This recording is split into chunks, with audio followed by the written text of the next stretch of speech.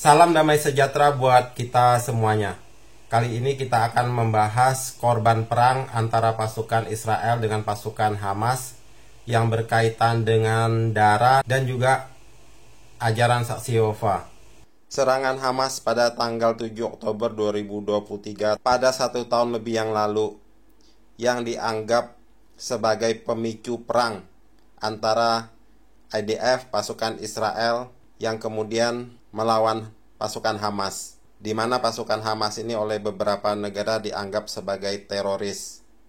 Kalau tidak terjadi penyerangan oleh kelompok Hamas pada 7 Oktober 2023 yang lalu, tidak mungkin akan Israel melakukan penyerangan balasan untuk mempertahankan keamanan negaranya. Tujuan Israel adalah jelas untuk memberantas kelompok Hamas ini yang telah melakukan banyak teror berulang-ulang. Sebelum 7 Oktober 2023 juga mereka tahun-tahun yang sebelumnya juga sudah melakukan penyerangan-penyerangan. Nah, ini kesempatan di pihak Israel untuk melakukan balasan, ya mungkin untuk memberantas sampai ke akar-akarnya gitu. Kalau bisa, tekadnya Benyamin Netanyahu itu memberantas sampai tuntas ya.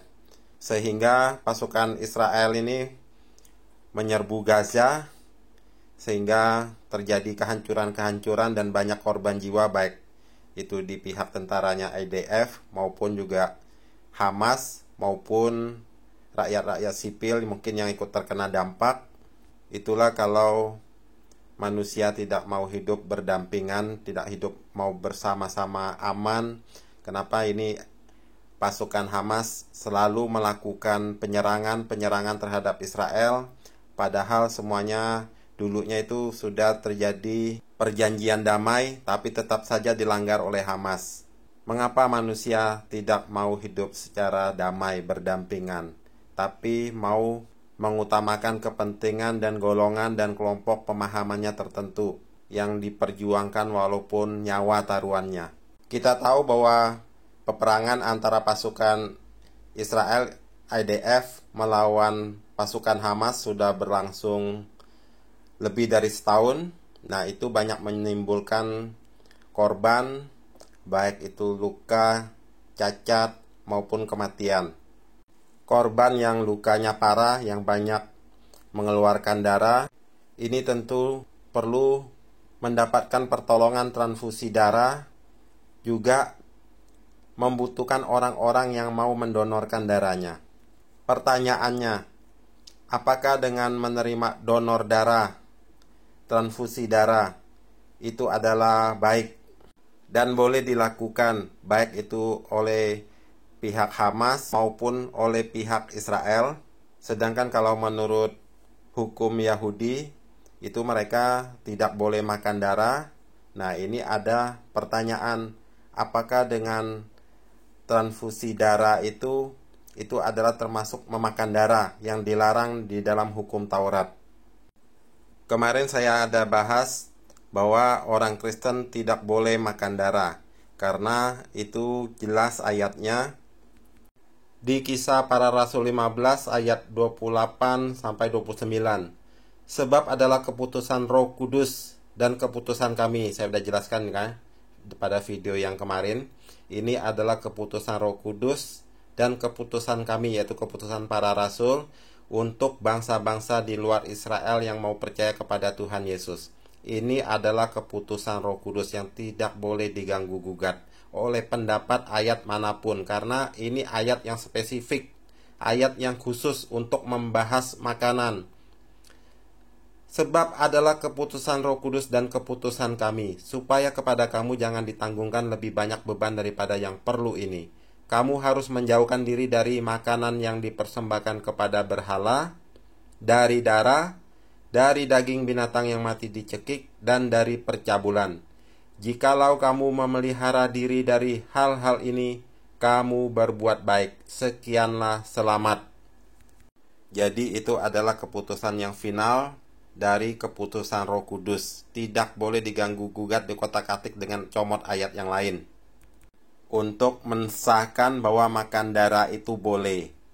Karena ini ayatnya spesifik, telah diputuskan oleh sidang Yerusalem para rasul dan merupakan keputusan Roh Kudus bahwa tidak boleh makan darah. Ini ada pertanyaan dari Wiwin Wildaningsi. Kalau donor darah gimana?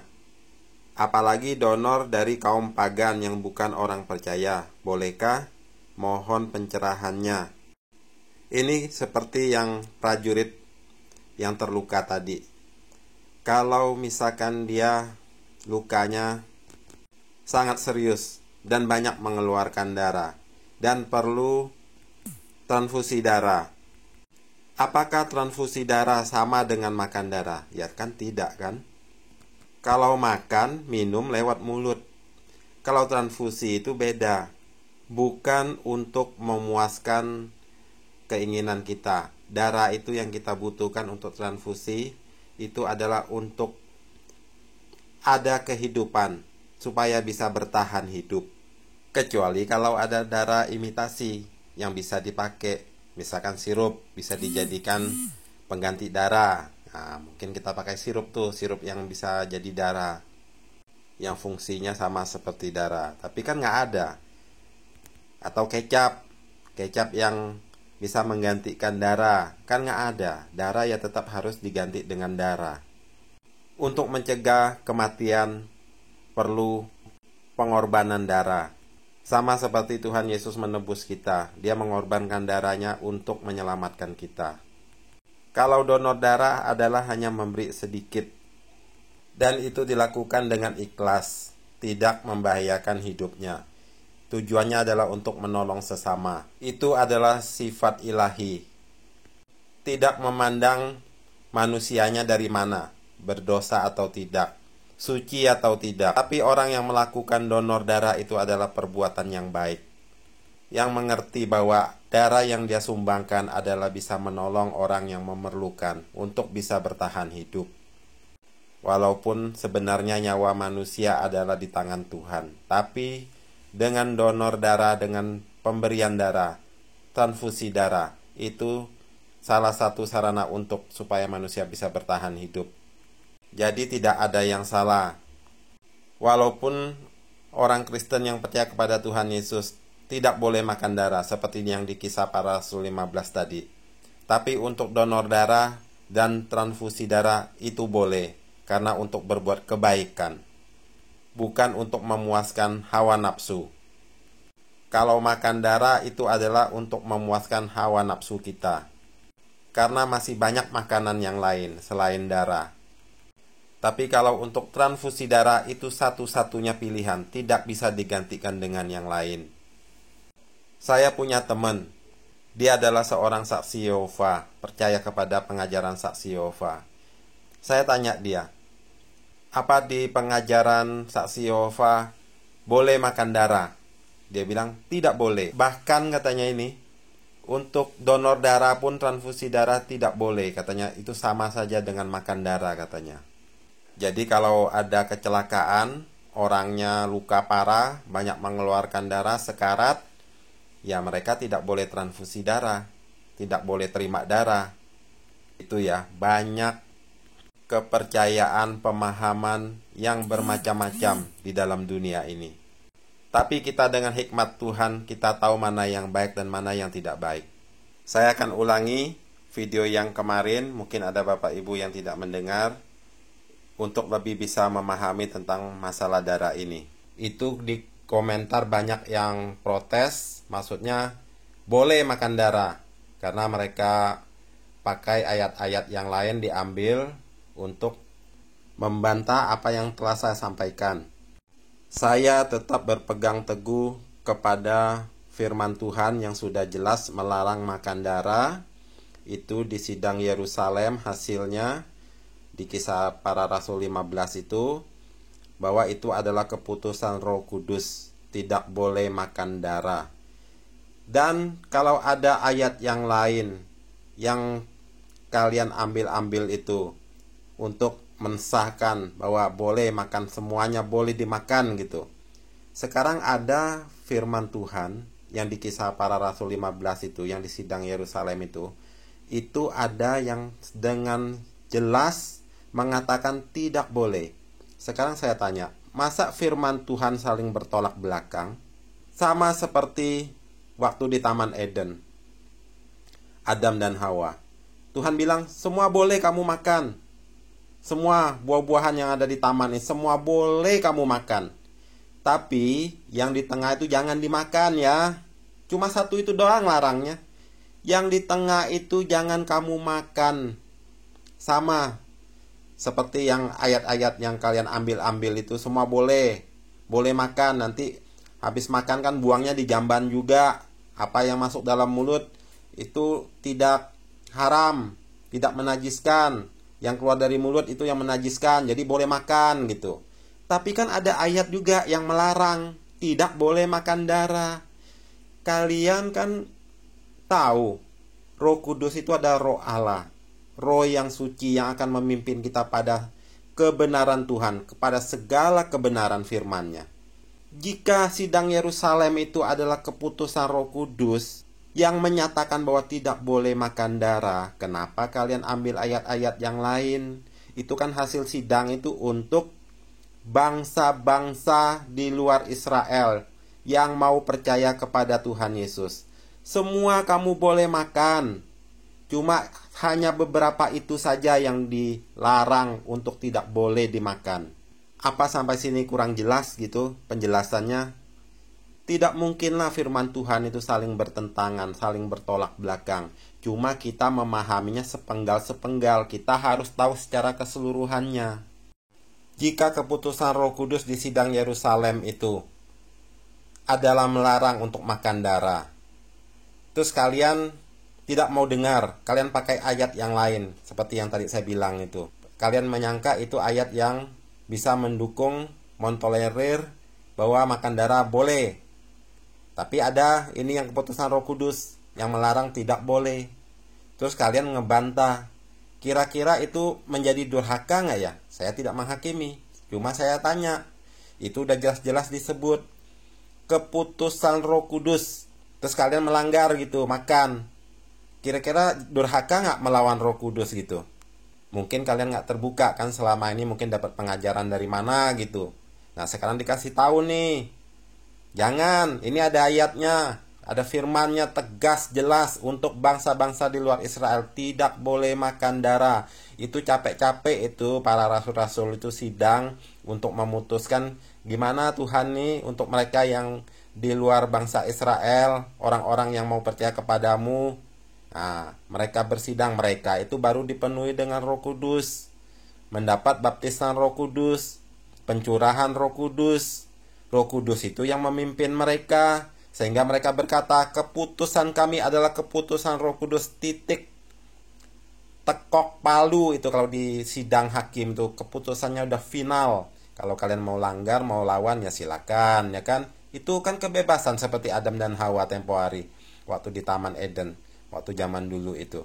Boleh dimakan, nggak mau dengarnya yang lain-lain gitu kan? Udah jelas-jelas dikasih tahu jangan dimakan. Masih tetap mau dimakan. Ya urusan masing-masing. Yang melakukan kan kalian. Kan kita cuma kasih tahu. Saya cuma menyampaikan apa yang saya pahami. Bahwa ini loh, suara Roh Kudus yang mengatakannya. Kalau kalian masih bandel ya urusan kalian masing-masing. Nah saya tanya, tadi kan dalam judul itu, makan darah menjadi Kristen durhaka.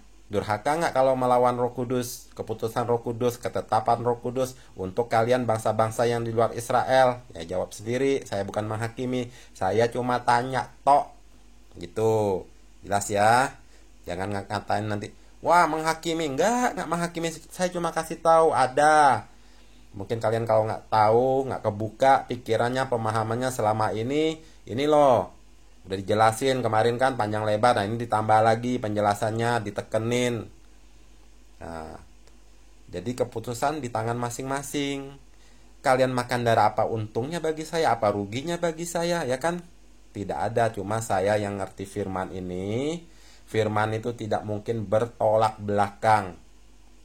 Ada keputusan yang final. Kalau kalian pakai ayat yang itu tuh bertolak belakang dengan ayat yang saya sampaikan itu, keputusan Roh Kudus hasil sidang Yerusalem itu, benar nggak? Bertolak belakang. Jadi mana yang benar? Saya berpatokan kepada sidang Yerusalem. Itu yang benar untuk bangsa-bangsa di luar Israel. Untuk kita-kita ini loh. Udah ya. Tuhan Yesus itu dalam pelayanannya kadang kasih perumpamaan untuk menceritakan sesuatu. Seperti orang kaya dan Lazarus yang sama-sama mati itu. Nah, apa kelanjutannya? Kenapa Lazarus bisa di pangkuan Abraham, terus orang kaya itu bisa di alam maut?